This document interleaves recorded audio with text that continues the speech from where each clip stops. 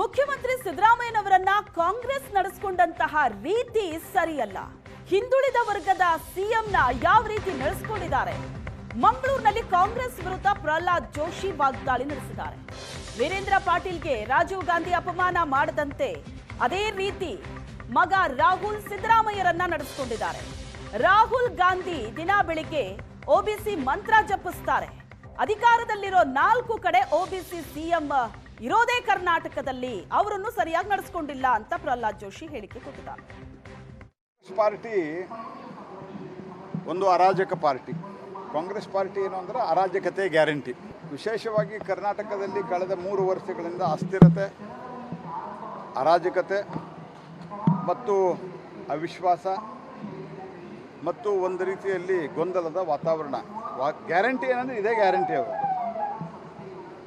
ಇದರ ಒಂದು ಪರಾಕಾಷ್ಠೆಯನ್ನು ನಿನ್ನೆ ಮೊನ್ನೆಯಿಂದ ತಲುಪ್ತಾ ಇದೆ.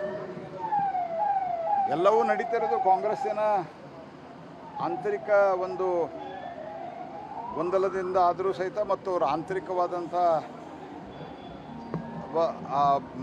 ಒಂದು ವಿಷಯ ಆದರೂ ಸಹಿತ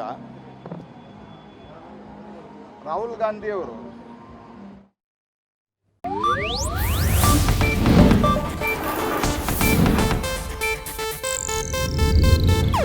ಇದು ಏಷ್ಯಾನೆಟ್ ನ್ಯೂಸ್ ನೆಟ್ವರ್ಕ್ ಪ್ರಸ್ತುತಿ.